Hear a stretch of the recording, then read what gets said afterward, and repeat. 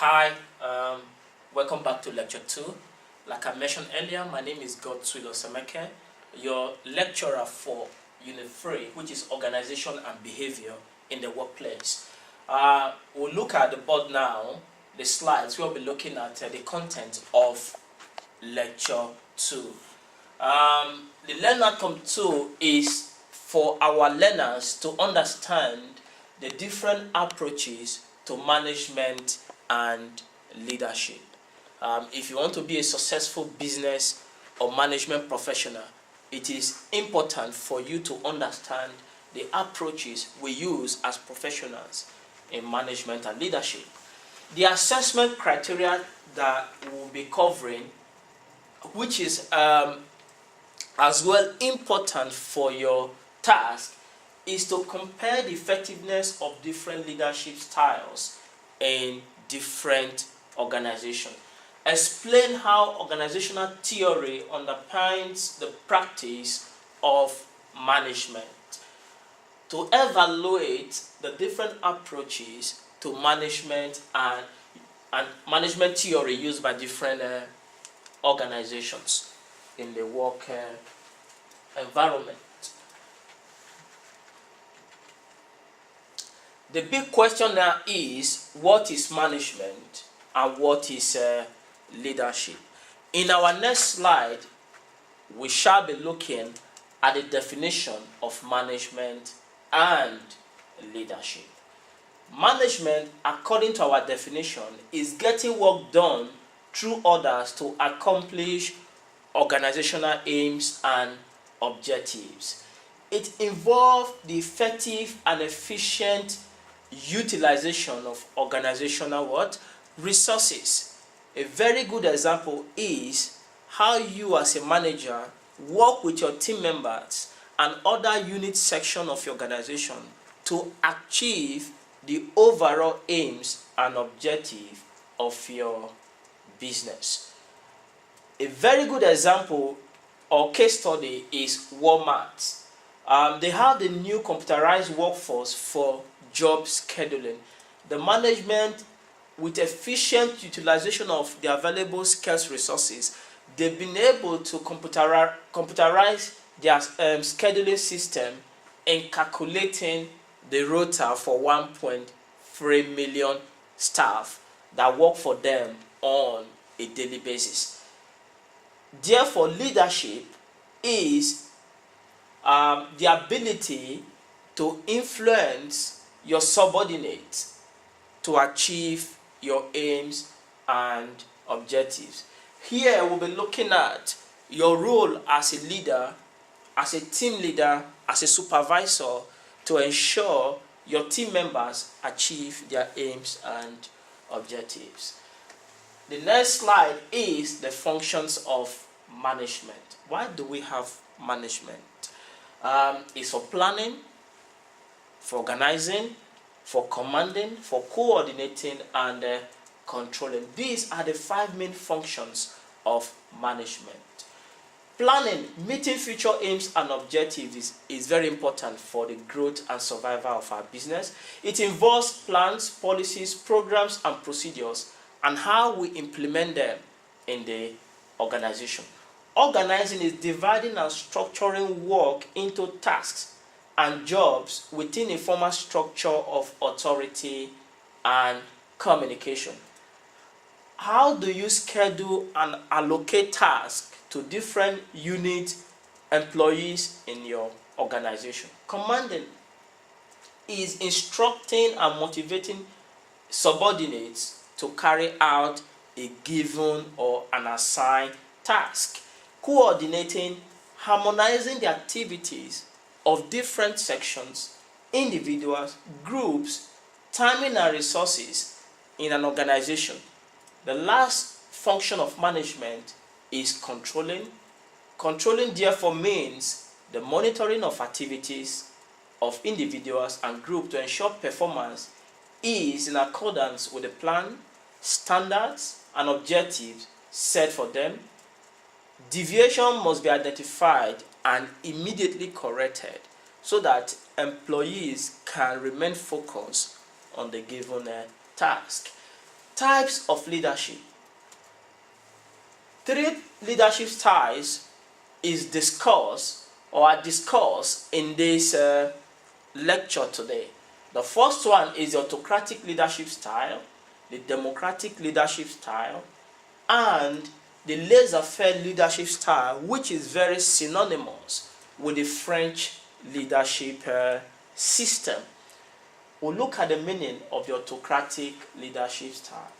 A leadership style where the leader makes all decisions independently or without consulting with other team members. The advantage is quick decision making and getting urgent tasks done. However, poor decision making, poor level of employee motivation can affect performance in this kind of organizations that uses the autocratic leadership styles. The next leadership style is the democratic leadership style, which is very popular among the leading businesses today. A leadership style where a leader encourages employee participation in decision-making processes, persuasive or consultative. The very good advantage is better decision-making, as everyone allowed to contribute their own knowledge. It leads to employee motivation and sharing of good practices and ideas. However, we got one disadvantage: delayed in decision-making process. The next leadership style is the laissez-faire leadership style, where employees are encouraged to make their own decisions within their limits or boundaries. Leadership responsibility, therefore, is shared by all employees concerned. The advantage is more freedom for employees. It is useful for business that require creative ideas and motivational issues as well. The main disadvantage is few guidelines, therefore mistakes are bound to occur.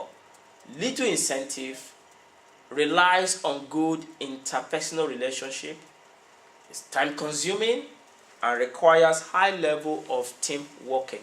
Therefore, organizations, for example, the call centers that rely on individual skills might find it very difficult to operate on the laissez-faire system of leadership.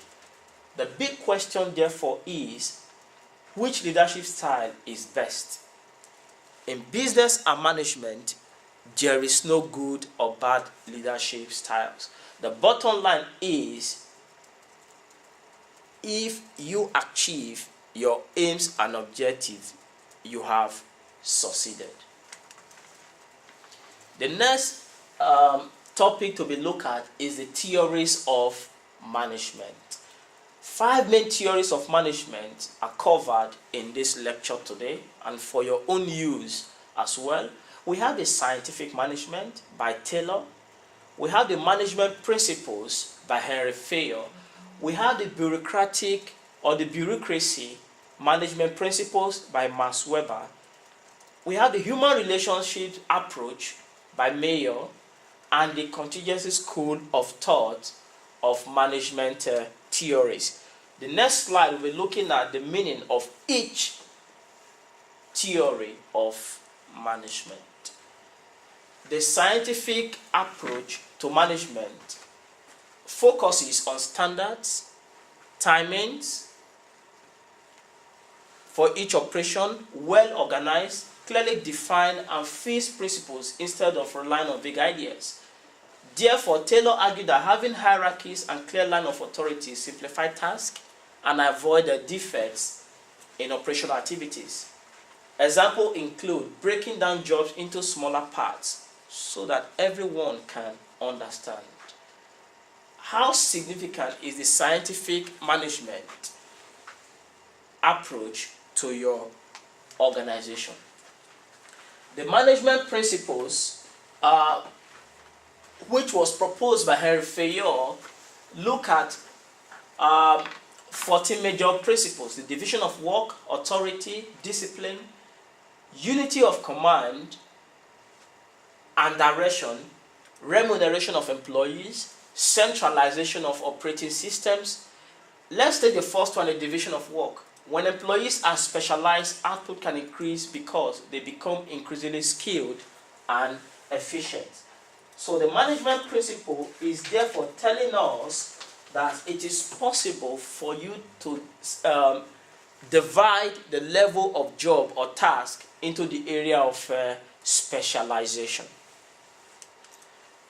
The next management principle is the bureaucratic or the bureaucracy, which emphasizes on the use of power and authority in the organization. And this is commonly found in the public sector organization. Your local council is a very good example as a case study. Organizations are divided into area of authority, production, marketing, sale and finance, and each with specific duties. Weber regarded organization as an authority of structure that is made up of hierarchy, specialization, uniformity, technical competence, and stability. Therefore, decision-making process as well is very, very slow in the bureaucratic management approach, as employees are given less room to implement their areas of expertise. What type of work industries are bureaucracies best suited for? I've said, and I've given you an example, your local councils and the public sectors. We have the human relationships or the behavioralist approach of management proposed by Mayer.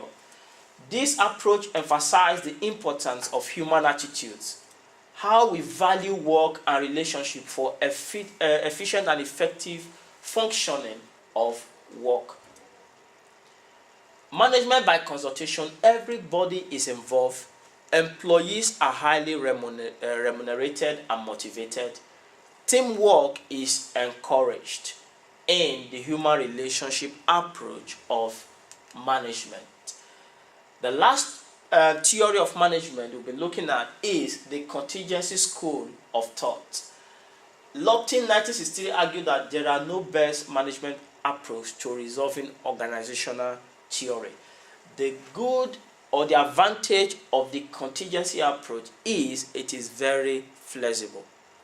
Organization can adapt based on the economic situations, the current management practices, and what works best at any given time. This approach of management encourages responsiveness and flexibility to change, especially in the current global economic climate. So therefore, for our task as students, it is important you find out which approach of management best or suited for your place of work. Thank you very much.